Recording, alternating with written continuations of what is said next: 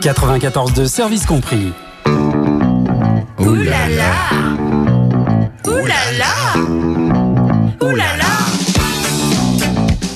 Les insolites, alors que s'est-il passé dans ce monde fou Deux, trois petits trucs sympathiques. Alors, si le nombre d'images de tatouages ratés ne cesse de proliférer sur Internet, l'histoire de cette Suédoise bat tous les records. Pour corriger l'erreur d'un tatoueur qui a mal orthographié le prénom de son fils, cette mère a une idée ingénieuse.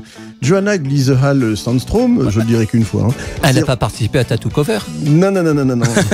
Elle s'est rendue chez un tatoueur de la ville de Kirkhult en Suède et lui a demandé d'inscrire sur sa peau les prénoms de ses deux enfants.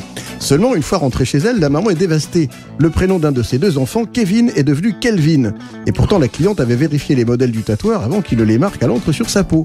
Il n'y a rien à faire. J'ai dit que je voulais que les noms de mes enfants soient tatoués sur moi et j'ai donné leur nom au tatoueur. L'artiste a dessiné le croquis et n'a rien demandé à propos de l'orthographe, alors je n'y ai plus pensé. Mon cœur s'est arrêté, j'ai cru que j'allais m'évanouir.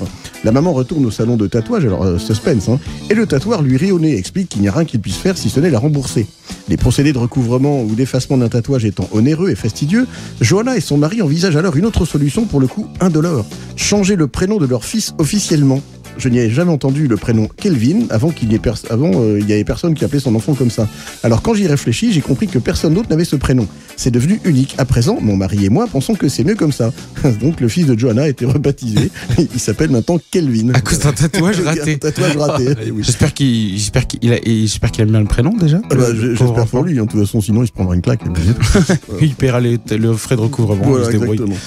Alors sinon, un gros événement. Les bœufs royaux thaïlandais ont choisi lundi de tremper leur museau dans la coupelle d'alcool. Depuis, les astrologues sont formels. La Thaïlande va connaître cette année de meilleures relations avec les autres pays. Cette cérémonie, qui s'est déroulée en plein Bangkok, devant le Grand Palais, était présidée par le roi thaïlandais Maha Vajiralongkorn. J'ai pas compris.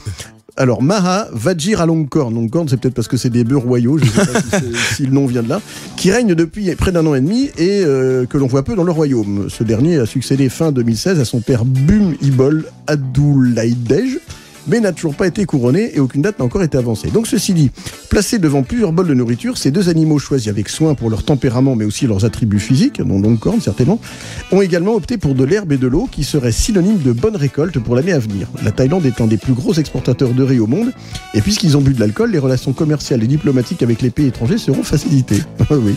Oui. Donc à la fin de la cérémonie, la foule s'est précipitée sur le champ pour récupérer les grains qui traînent, considérés comme porte-bonheur. Parce qu'il faut savoir que le royaume thaïlandais est connu pour abriter toutes sortes de superstitions. Par exemple, le 13e étage est banni des immeubles. Les dirigeants politiques recourent à la numérologie et au conseil de voyantes et les fantômes et les amulettes font partie du quotidien. Attends, ça veut dire que t'habites au 12 et au 14 mais pas au 13? Ah bah non. C'est énorme. Oui. Du coup, il y a un étage où il y a personne qui habite ou alors c'est juste numéroté? Alors là, je sais pas s'il y a pas du tout. C'est le vide-grenier. Oui, c'est une sorte de dépôt. C'est entre cave et grenier. Oui, c'est ça. Voilà. Et puis pour finir, il y a ceux qui vont en boîte en tondeuse à gazon et celui qui rentre de soirée en chariot élévateur. À Saint-Herblain, près de Nantes, vendredi soir, vers 23h, deux amis de 16 ans ont été aperçus au volant d'un rouleau compresseur. C'était décompressé certainement. Ils avaient dérobé l'engin quelques instants plus tôt dans un chantier. Alors les garçons qui ne savaient pas conduire ont percuté plusieurs obstacles avant de sauter de l'engin en marche. Le rouleau compresseur a fini sa route dans un poteau, heureusement sans faire de blessés.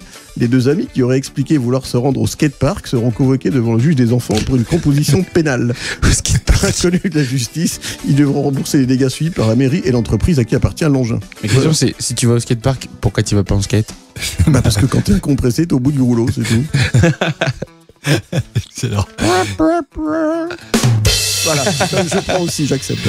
De bonne grâce.